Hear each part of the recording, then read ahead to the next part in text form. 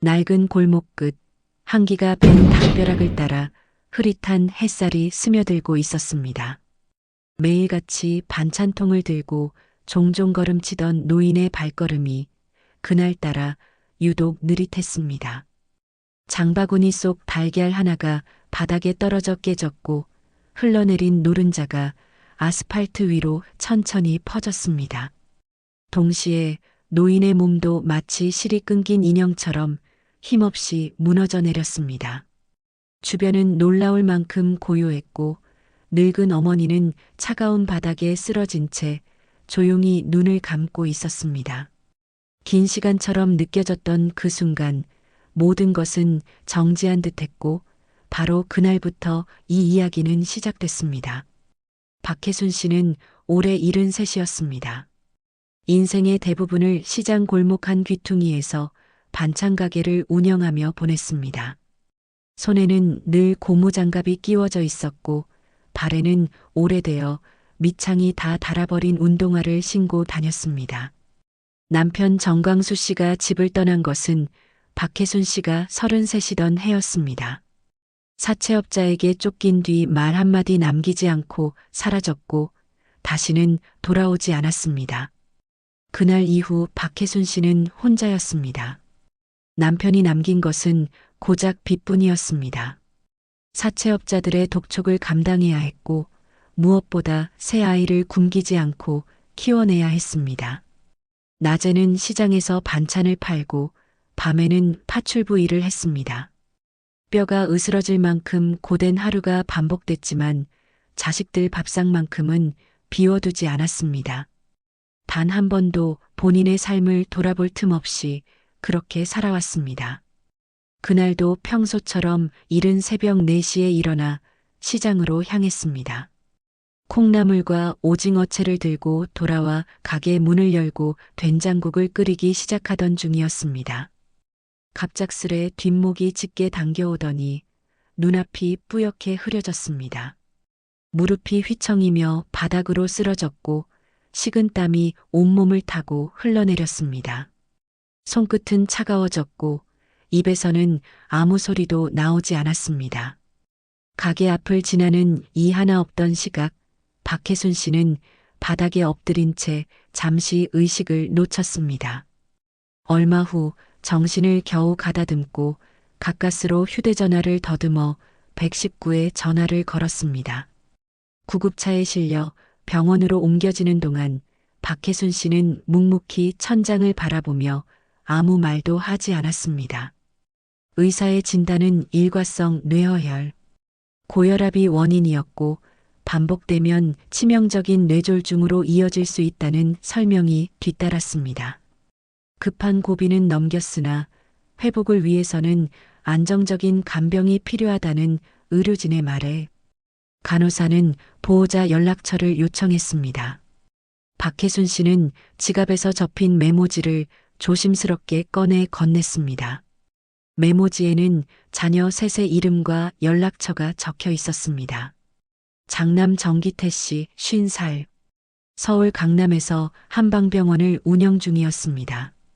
둘째 정미라 씨 48, 홈쇼핑 쇼호스트로 이름을 알리고 있었습니다. 막내 정기석 씨 42, 연락이 끊긴 지 반년이 넘었으며 사채와 도박에 얽힌 좋지 않은 소문들이 무성했습니다. 간호사는 차례로 전화를 걸었습니다. 출장 중입니다. 간병인은 고용하시죠. 정기태 씨의 목소리는 건조하고 사무적이었습니다. 보호자가 필요하다는 설명에도 그의 어조는 변함이 없었고 끝맺음엔 제가 비용은 드릴게요라는 문장이 무심하게 따라붙었습니다. 이번 주 홈쇼핑 런칭이에요. 제가 갈 수가 없어요. 저희 애도 감기라서요. 정미라 씨는 숨이 가쁜 듯 빠르게 대답을 마쳤습니다. 간호사는 조용히 수화기를 내려놓았습니다. 막내 정기석 씨는 전화를 받지 않았습니다. 3번의 시도 끝에 도착한 것은 한 통의 문자였습니다. 연락하지 마세요. 제 인생도 좀 살고 싶습니다. 그 문장을 바라보던 박혜순 씨는 이불 끝자락을 가만히 쥐었습니다. 창밖으로 겨울 햇살이 스며들고 있었지만 그 따스함은 병실 안까지 닿지 못했습니다. 그녀의 눈가에 맺힌 눈물은 조용히 뺨을 따라 흘러내렸고 베개를 서서히 적셨습니다. 밤이 되자 병실은 적막해졌습니다. 옆 침상에는 딸이 간병 중인 노모가 누워 있었습니다. 딸은 귤을 까서 먹이며 등을 두드려주고 손수건으로 이마의 땀을 닦아주고 있었습니다. 간간이 들려오는 부드러운 웃음소리에 박혜순 씨는 슬며시 눈을 떴습니다. 그러나 본인의 옆에는 아무도 없었습니다. 그녀는 자신의 손등을 가만히 쓸어내렸습니다. 검버섯이 내려앉은 손등에는 주름이 깊게 패여 있었고 마디마디는 붓고 굳어 있었습니다. 내가 어디서부터 잘못했을까? 마음속으로 조용히 되뇌었습니다. 평생을 자식들만 바라보며 살아왔습니다. 고운 옷 한 벌 제대로 걸쳐본 적 없고 생선 한 마리를 삶아도 머리 쪽만 먹었습니다. 여름철엔 선풍기 없이 부채 하나로 견뎠고 겨울엔 방 하나만 난방을 켜며 지냈습니다. 그렇게 살아왔건만 지금 이 병실 안에서 그녀는 혼자였습니다. 간호사가 다시 병실로 들어왔습니다. 혈압을 확인하던 간호사는 조심스럽게 물었습니다. 어머님, 혹시 보호자분 오시기 어려우면 요양보호사를 부를 수도 있는데 원하실까요? 박혜순 씨는 고개를 천천히 저었습니다. 간병인 비용이 얼마나 드는지 누구보다 잘 알고 있었고 그 돈이면 손자의 학원비라도 될 거라는 계산이 자연스럽게 떠올랐습니다. 한참을 침묵하던 박혜순 씨는 조용히 입을 열었습니다. 괜찮습니다. 혼자 있는 건 익숙합니다. 밤은 더욱 깊어졌습니다. 병실의 형광등은 이미 꺼졌고 희미한 복도등만이 벽을 타고 스며들고 있었습니다. 박혜순 씨는 자녀들의 이름을 조용히 되뇌며 눈을 감았습니다. 그렇게 첫날의 밤은 지나가고 있었습니다. 밤은 깊었고 병실은 고요했습니다.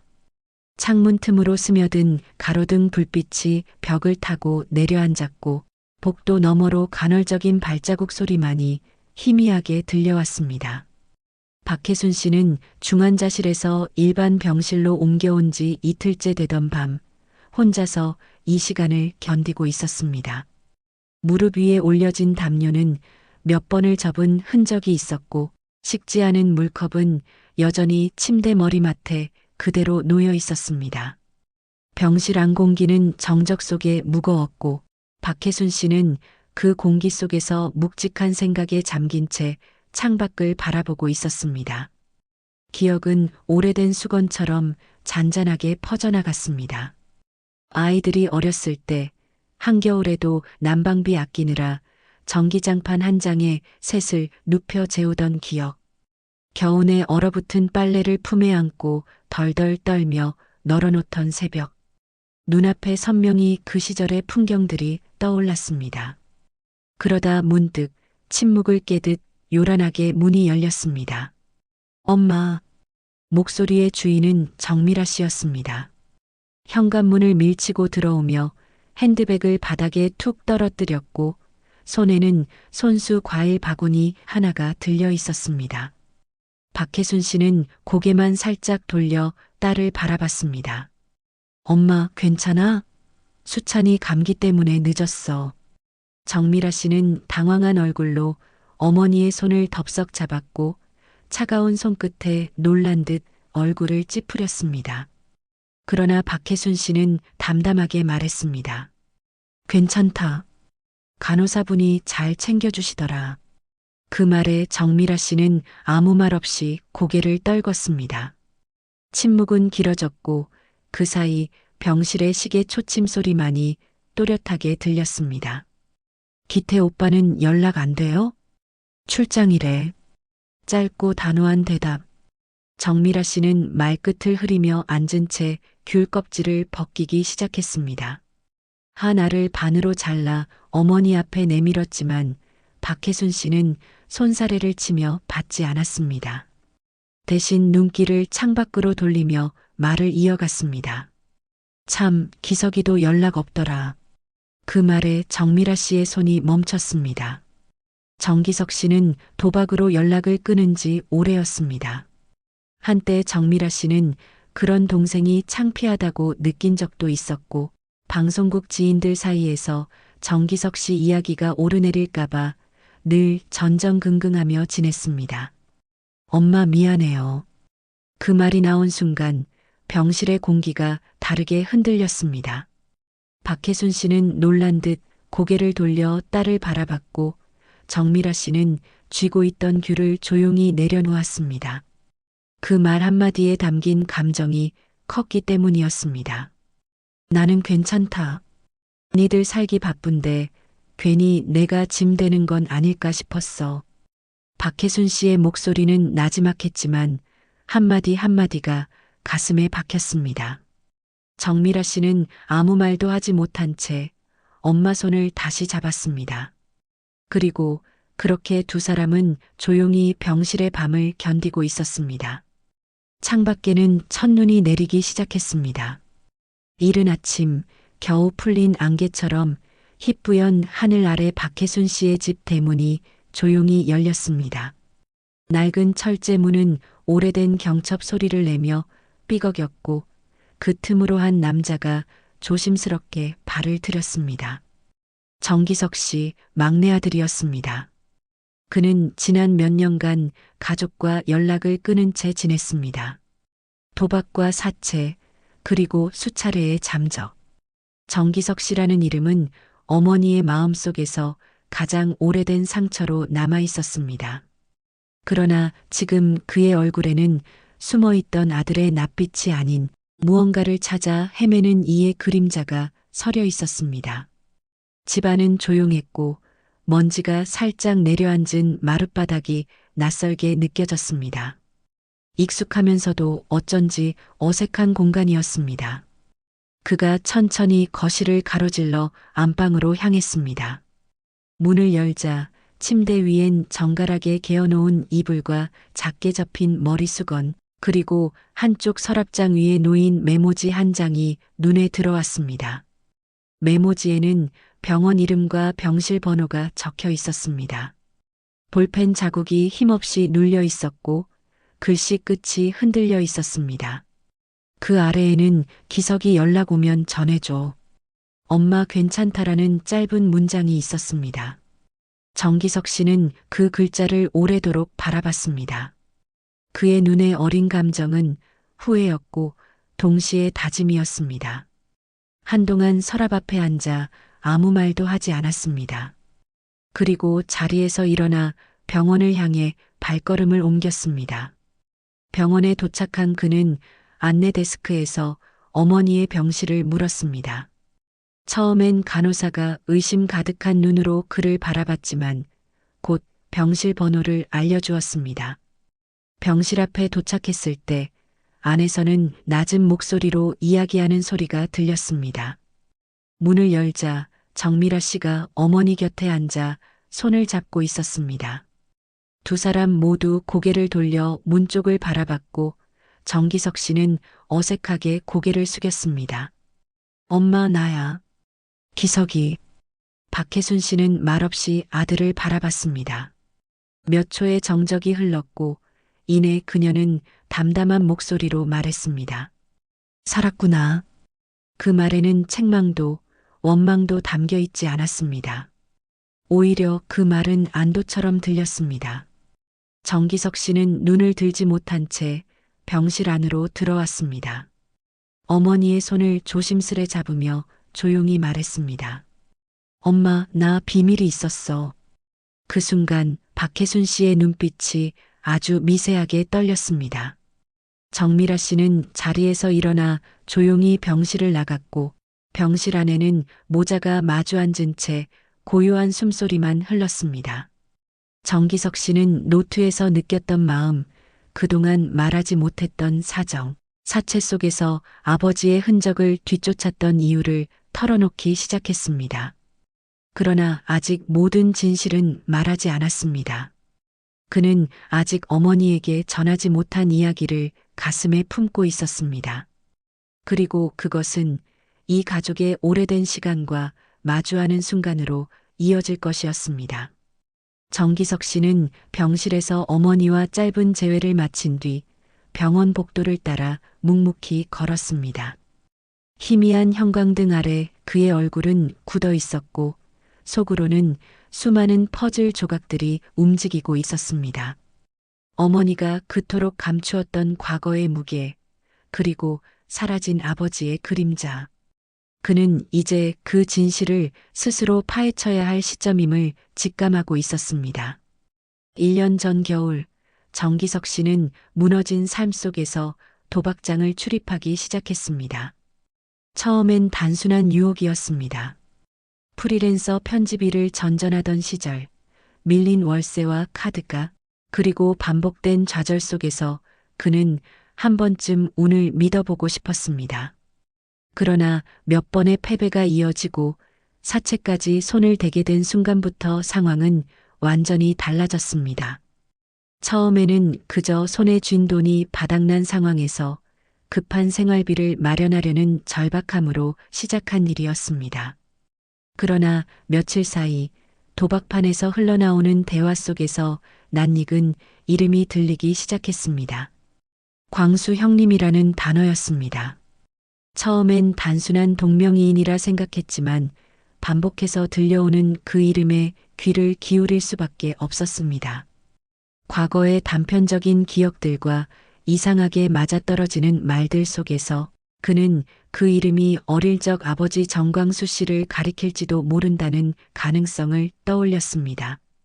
그때부터 그는 깨달았습니다. 그는 단순히 돈을 벌기 위한 목적을 넘어서 그곳에서 어렴풋이 떠오른 아버지의 흔적을 찾기 시작했습니다.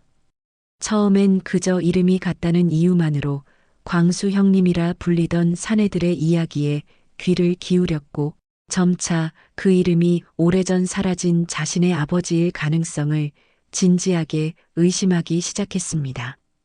그러나 도박판에서 신뢰를 얻기 위해선 단순한 출입으로는 부족했습니다. 정기석 씨는 스스로 바닥까지 떨어지는 길을 택했습니다. 판돈을 일부러 잃고 돈을 꾸기 위해 사채업자들에게 머리를 조아렸으며 술자리에서도 철저히 입을 닫고 행동으로 그들의 신뢰를 쌓아갔습니다. 도박에 빠진 척을 하며 매번 손해를 보았고 그 모습을 지켜보던 사채업자들은 그를 진짜 망가진 놈으로 여기기 시작했습니다. 그렇게 몇 달이 흐른 어느 날 정기석 씨는 사채업계에서 중량감 있는 인물로 불리는 성 사장님이라는 중년 남자와 마주하게 되었습니다. 서울 근교의 허름한 3층 건물, 오래된 철문을 지나 비좁은 사무실 안. 그의 책상 위에는 낡은 재떨이와 가죽 수첩, 오래된 위스키 병이 자리하고 있었습니다. 성 사장님은 날카로운 눈으로 정기석 씨를 훑어보며 담배를 입에 물었습니다. 그에게 정기석 씨는 처음 보는 얼굴이 아니었습니다.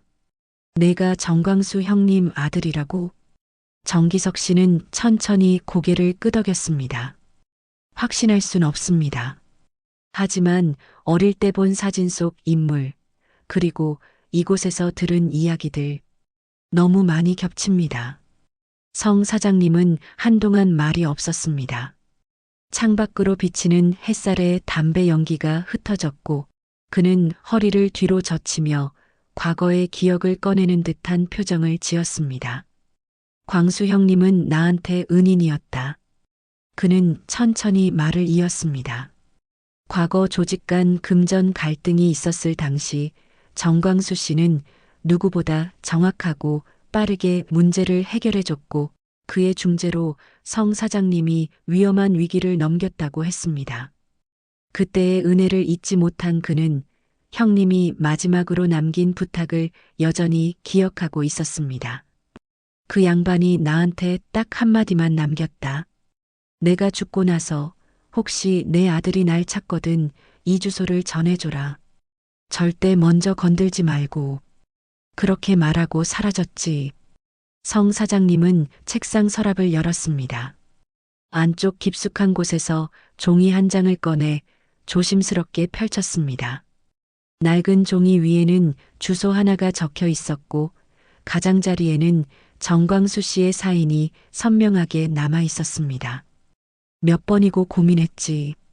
이걸 내가 열면 뭔가 있을까 싶기도 했고, 하지만 은혜를 저버릴 순 없더라. 정기석 씨는 그 종이를 손에 쥐었습니다. 종이 끝이 손가락에 닿자마자 뭔가 차가운 감각이 올라왔고 눈앞의 풍경이 멀어지는 듯한 기분이 들었습니다. 드디어 아버지가 남긴 마지막 장소에 다가가고 있다는 현실이 체감되었습니다. 며칠 뒤 정기석 씨는 그 주소에 도착했습니다. 도심 외곽의 오래된 공장지대, 버려진 창고 건물 하나가 쓸쓸히 서 있었습니다.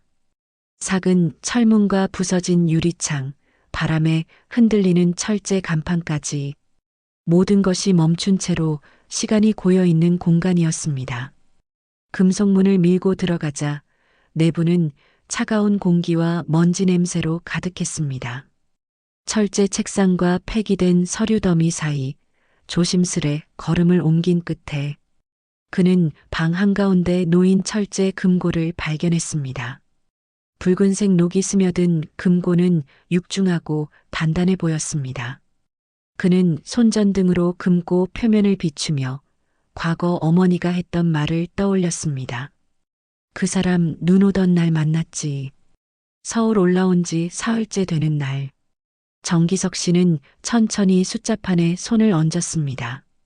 1214. 찰칵 묵직한 잠금. 장치가 풀리는 소리가 폐창고 안에 울려 퍼졌습니다. 그 안에는 현금 뭉치와 정광수 씨 명의의 문서, 그리고 한 통의 붉은 봉투가 들어 있었습니다. 봉투 위에는 또박또박한 손글씨로 이렇게 적혀 있었습니다. 혜순에게, 그리고 혹시 이 편지를 보게 될 내 자식들에게. 정기석 씨는 봉투를 품에 안았습니다. 그리고 어두운 폐건물을 뒤로 한 채 조용히 걸음을 옮겼습니다. 외투기 사이로 찬바람이 스며들었고 그가 짊어진 진실의 무게는 생각보다 훨씬 묵직했습니다. 이제 숨겨진 이야기의 끝을 향해 나아가야 할 시간이었습니다. 정기석 씨는 금고 속 서류들을 들고 병원을 찾았습니다. 어머니가 여전히 눈을 감고 누워있는 병실에서 그는 의자에 앉아 조용히 붉은 봉투를 꺼냈습니다. 한참을 주저하다 봉투를 열었고 그 안에는 정광수 씨의 자필 편지와 유언장이 들어 있었습니다. 그리고 맨 아래 묵직한 종이 봉투 하나가 더 들어 있었습니다. 그 안에는 사진 몇 장과 이름 모를 인물들의 메모, 그리고 누락된 거래, 계약서 사본이 함께 있었습니다. 편지의 내용은 충격적이었습니다. 정광수 씨는 한때 거액의 사채를 운용하던 인물이었고 모종의 사건을 은폐하는 대가로 거대한 돈이 흘러갔다는 고백이 담겨 있었습니다. 그러나 내부 고발을 하려던 그가 조직의 표적이 되었다는 단서도 명확히 적혀 있었습니다. 편지의 끝에는 이런 문장이 남겨져 있었습니다. 기서가 아버지가 못다한 정리를 내가 해다오. 정기석 씨는 병원을 나서며 형 정기태 씨와 누나 정미라 씨에게 전화를 걸었습니다. 그들에게 지금 바로 만나야 한다고, 어머니의 병세만이 중요한 문제가 아니라고 말했습니다. 두 사람은 처음에는 냉담했지만 정기석 씨가 아버지의 죽음에 대한 단서를 찾았다고 말하자 그제서야 긴장된 목소리로 약속 장소를 물어왔습니다. 그날 저녁 세 남매는 오랜만에 한자리에 모였습니다. 정기석 씨는 금고 속 자료들을 테이블 위에 펼쳐 보였습니다. 정기태 씨는 처음에는 믿지 못한다는 듯 팔짱을 끼고 서 있었고 정미라 씨는 편지 내용을 읽는 도중 눈가를 훔쳤습니다. 이게 진짜 아버지가 쓴 거야? 누나, 여기 손글씨.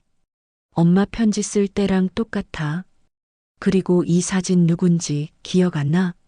사진 속에는 중년 남성과 함께 포즈를 취한 아버지, 그리고 낯선 얼굴들이 섞여 있었습니다. 그 중 하나는 병원 장례 기록에 남아있던 사망자, 다른 하나는 사채업계의 실력자로 알려진 장두식 씨였습니다. 이 사람 장두식 씨 맞아. 나 홈쇼핑 납품 계약 때문에 몇 년 전 술자리에서 본 적 있어. 정미라 씨가 사진을 가리키며 말했습니다. 정기석 씨는 고개를 끄덕였습니다. 그래. 그리고 이게 장두식 씨가 마지막으로 사용한 빌딩 주소야. 지금은 유령회사로 등기돼 있지만 여기에 아버지 흔적이 남아있을 수도 있어. 세 사람은 곧바로 그 빌딩으로 향했습니다. 서울 외곽의 낡은 물류창고. 건물은 폐허나 다름없었지만 내부 CCTV선은 아직 살아 있었습니다. 정기석 씨는 노트북과 해킹 툴을 사용해 보안 장치를 우회했고 창고 지하로 향하는 문이 드러났습니다. 지하실은 곰팡이 냄새와 낡은 철제 선반이 가득한 공간이었습니다. 그 안쪽 벽, 철문 하나가 이상하게 기운 채 틈을 내고 있었습니다. 정기석 씨가 문을 밀자 안쪽에 작은 방이 나타났고 그 안에서 그들은 낡은 테이프 하나를 발견했습니다.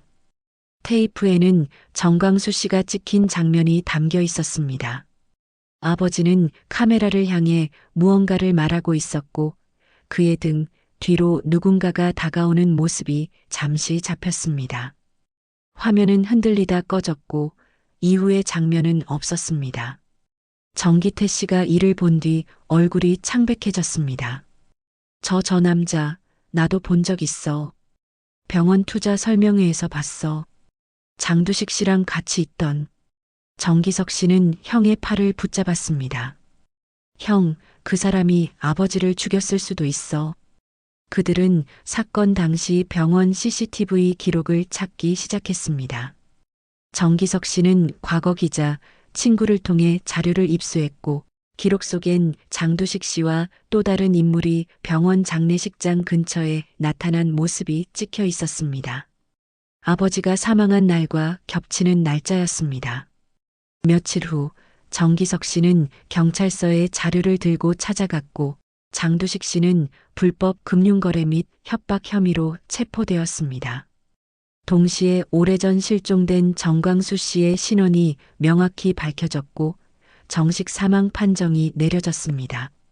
사인은 심장마비로 위조된 타살이었습니다. 진실이 드러났을 때 세 남매는 각자의 자리에서 침묵했습니다. 말로 설명할 수 없는 죄책감과 허탈함이 뒤섞인 공기가 흘렀습니다. 그러나 정기석 씨는 고개를 들고 말했습니다. 그래도 아버지의 진실은 우리가 찾았어. 그날 밤 어머니의 병실. 정미라 씨가 금고에서 복사해온 편지를 어머니 손에 쥐어드렸습니다. 박혜순 씨는 오랜 침묵 끝에 눈을 감은 채로 입을 열었습니다. 그 사람 결국 지 아들이 찾아낼 줄 알았나 보네. 그리고 오랜 세월 잠겨있던 어머니의 눈가에서 한 줄기 눈물이 흘렀습니다. 병원 복도에는 조용한 클래식 음악이 흐르고 있었습니다.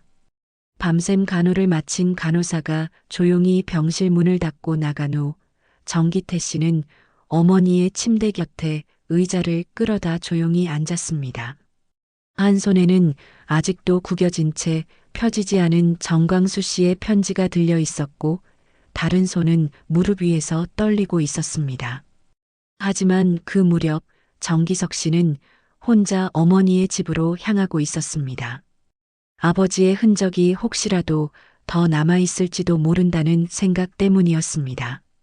조용한 거실 구석구석에 배어있는 삶의 냄새, 낡은 책장, 장롱 서랍, 봉인된 듯한 안방.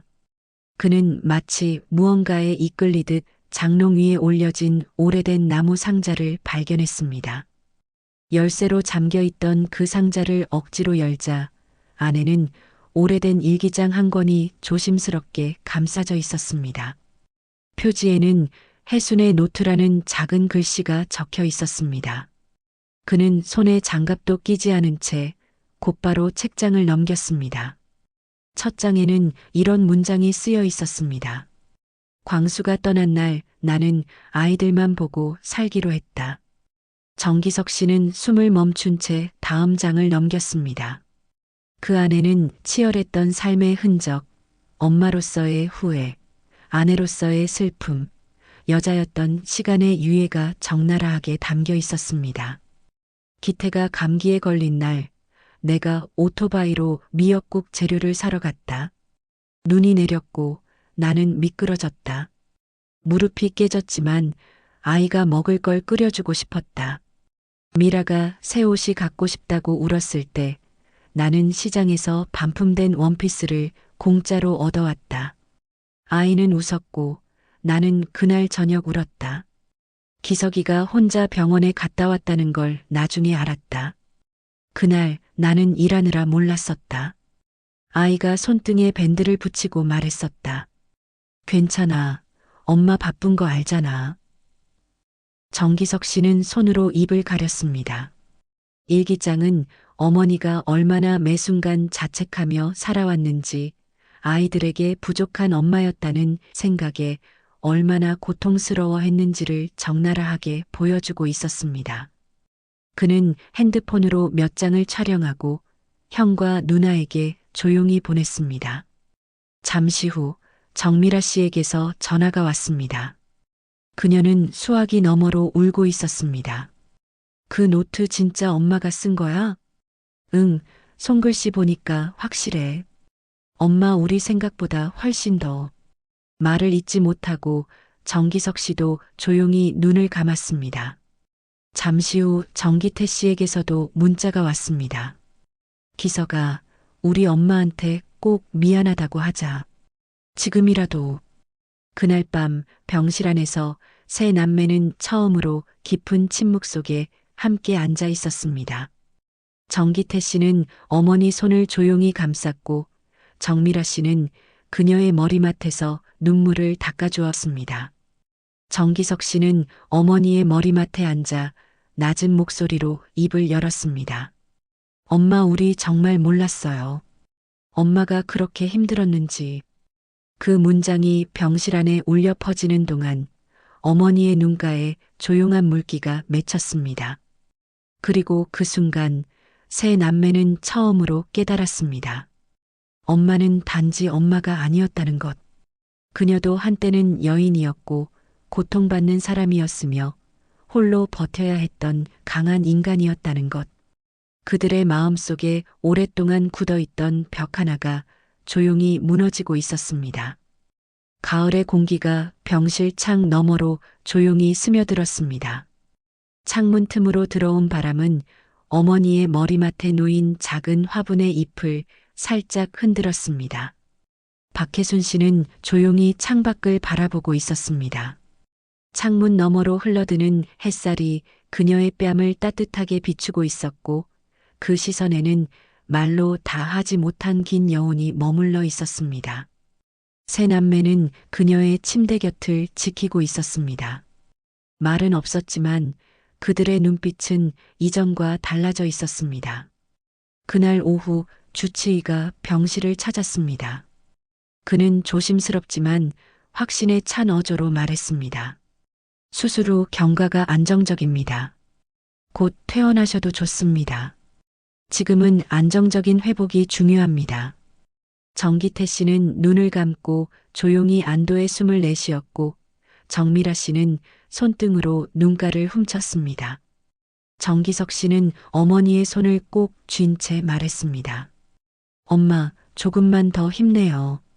이제 우리 엄마 혼자 두지 않을 거예요. 며칠 뒤 병실에는 포근한 정적이 감돌았습니다. 박혜순 씨는 휠체어에 앉아 있었고 세 자녀는 그녀 곁에 조용히 모여 앉아 있었습니다. 정기태 씨가 먼저 입을 열었습니다. 엄마 나 사실 엄마랑 멀어진 거 고등학교 때부터였어요. 그는 눈을 감고 잠시 말을 멈췄다가 조심스럽게 속내를 털어놓기 시작했습니다. 그때 엄마가 일하느라 학교 행사 한 번 못 오셨잖아요. 나는 그게 너무 싫었어요. 친구들은 부모님이 같이 온다는데 나는 늘 혼자였고 그래서인지 엄마가 싫었다기보단 내가 가난한 게 싫었던 것 같아요. 그때부터 벗어나고 싶었어요. 그래서 미친 듯이 공부했고 좋은 대학 가서 의대 나오고 병원 차렸어요. 그리고 아내를 만났어요. 정기태 씨는 말끝을 흐리며 입술을 지그시 깨물었습니다. 그의 목소리는 점점 떨리기 시작했습니다. 아내는 우리 집을 못마땅해 했어요. 특히 엄마를요. 말투, 옷차림, 반찬 냄새까지 다 촌스럽다고. 처음엔 말도 안 되는 얘기라고 반박했지만 어느새 저도 같이 피하고 있더라고요. 체면이니 병원 이미지니 다 핑계였어요. 아내를 놓치기 싫었어요. 아니, 솔직히 말하면 나는 돈 많은 아내가 필요했던 것 같아요. 엄마를 그 돈과 바꾼 거예요. 그게 나였어요. 목소리는 떨리고 있었습니다. 그래서 일부러 엄마 피했어요. 엄마가 무슨 말을 해도 나는 바쁜 척, 피곤한 척만 했고, 근데 다 거짓말이었어요. 내가 너무 속 좁았어요. 박혜순 씨는 대답 대신 천천히 고개를 끄덕였습니다. 그녀의 눈가에 맺힌 눈물은 다정하게 미소 짓는 입술과 함께 말없이 모든 걸 용서하고 있었습니다. 이번엔 정미라 씨가 고개를 숙였습니다. 그녀의 두 손은 떨리고 있었고 목소리는 억눌린 울음 속에 묻혀 있었습니다. 엄마, 나도 말 못했던 거 있어요. 사실 시댁이 엄마를 싫어한 거 나 때문이었어요. 정기석 씨와 정기태 씨가 놀란 듯 정미라 씨를 바라보았습니다. 그녀는 계속해서 말을 이어갔습니다. 처음 결혼하고 나서 나 엄마가 반찬 보낸 걸 시어머니한테 숨겼어요. 시댁 식구들이 그 반찬 냄새 난다고 뭐라 했거든요. 그래서 엄마가 해준 거 다 몰래 버렸어요. 말을 마친 정미라 씨는 고개를 들지 못하고 어깨를 떨고 있었습니다. 그때 엄마가 매주 시장에서 새벽같이 반찬 만들었다는 거 알아요. 알면서도 그랬어요. 내가 창피해서 그랬어요. 박혜순 씨는 딸의 손을 천천히 덮었습니다. 부드럽고 따뜻한 손길이 죄책감으로 얼어있던 정미라 씨의 손끝을 감싸 안았습니다. 그 모습을 지켜보던 정기석 씨는 담담히 말했습니다. 형, 누나 우리 셋 다 똑같아요. 나만 망가진 줄 알았는데 결국 우린 다 엄마를 버렸던 거예요. 각자의 이유로. 그날 밤 병실 밖 테이블에 둘러앉은 세 남매는 조용히 이야기를 나눴습니다. 정기태 씨는 어머니를 자신의 집으로 모시겠다고 제안했고 정미라 씨는 평일 간병을 전담하겠다고 했습니다. 정기석 씨는 요양보호사와 집안 도우미를 병행하자고 조율했습니다. 세 사람은 정과는 다른 모습이었습니다. 그들에게 가족이라는 단어는 이제 책임과 애정이 섞인 무게로 다가오고 있었습니다.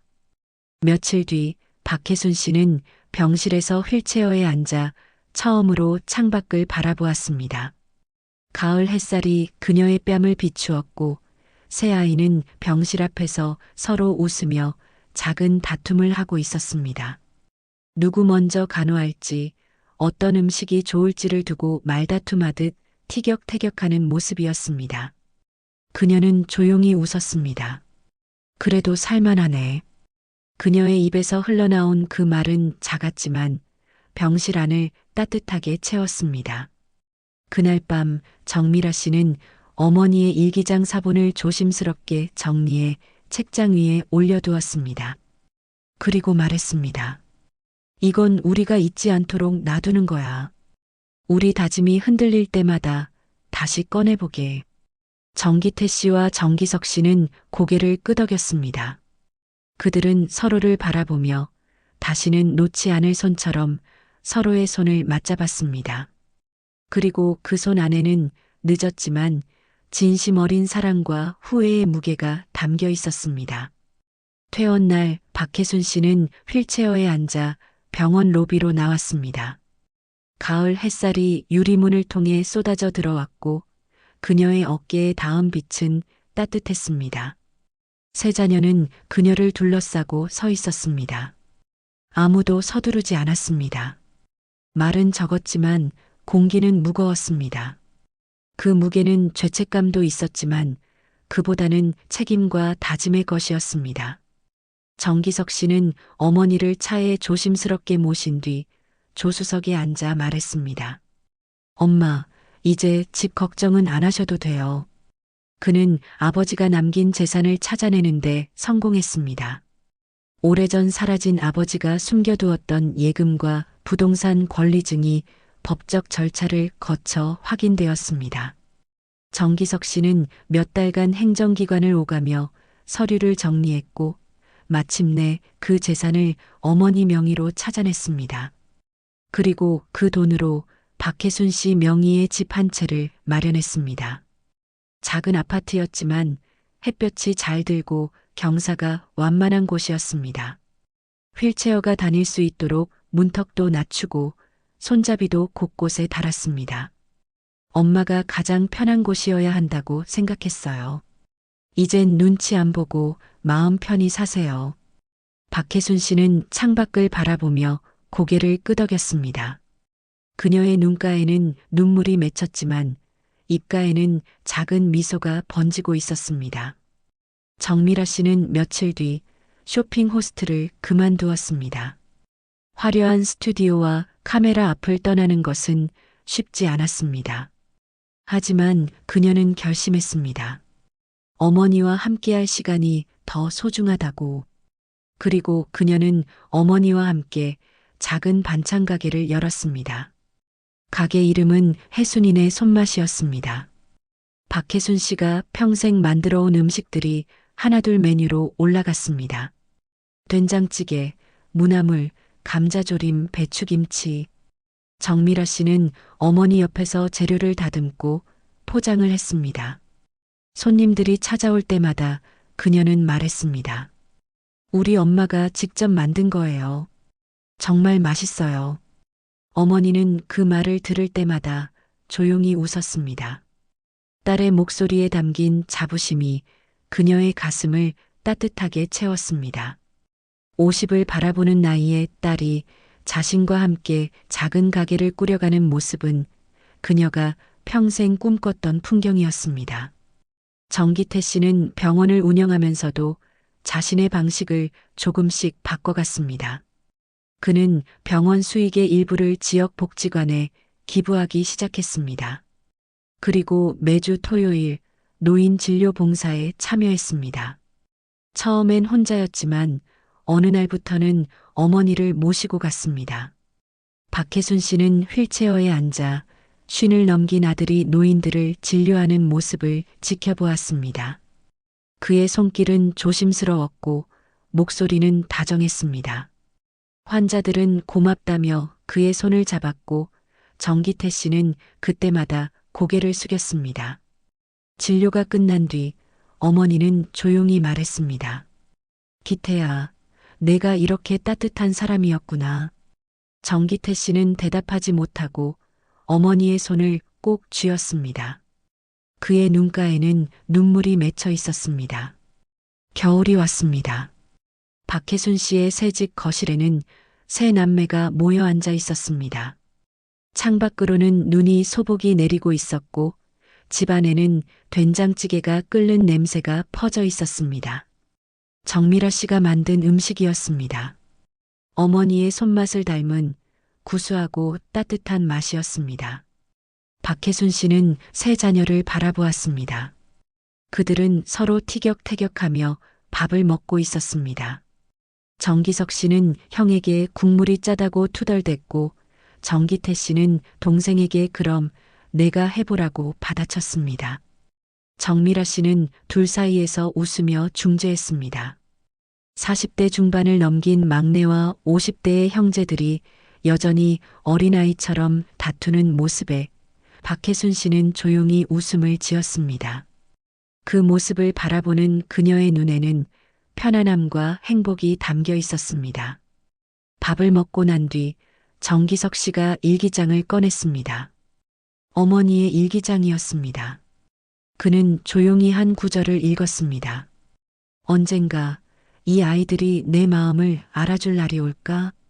그날이 오면 나는 아무 말도 하지 않고 그저 웃어줄 거야. 세 남매는 고개를 숙였습니다. 그들의 눈가에는 눈물이 맺혀 있었습니다. 박혜순 씨는 그들을 바라보며 천천히 말했습니다. 괜찮아. 이제는 괜찮아. 그날 밤 박혜순 씨는 창밖을 바라보았습니다. 눈은 여전히 내리고 있었고 거리는 하얗게 물들어가고 있었습니다. 그녀는 조용히 생각했습니다. 인생은 늘 완벽하지 않았고 사랑도 늘 따뜻하지만은 않았습니다. 때로는 미움과 섞여 있었고 때로는 후회와 함께 찾아왔습니다. 하지만 그럼에도 그녀의 삶은 의미가 있었습니다. 세 자녀가 다시 그녀의 손을 잡았기 때문입니다. 박혜순 씨는 작은 미소를 지으며 창밖의 눈을 바라보았습니다. 그리고 조용히 중얼거렸습니다. 이제는 정말 살만하네. 그 말은 공기 속으로 스며들었고 집안을 따뜻하게 채웠습니다. 세 남매는 서로의 손을 맞잡고 앉아 있었습니다. 그들의 손은 더 이상 놓이지 않을 것처럼 단단하게 이어져 있었습니다. 그리고 그 손 안에는 늦었지만 진심 어린 사랑이 마침내 뿌리를 내리고 있었습니다. 이 이야기가 마음에 와닿으셨다면 구독과 좋아요 부탁드립니다. 여러분의 작은 관심이 더 좋은 이야기를 만드는 큰 힘이 됩니다. 다음 이야기에서 또 만나요.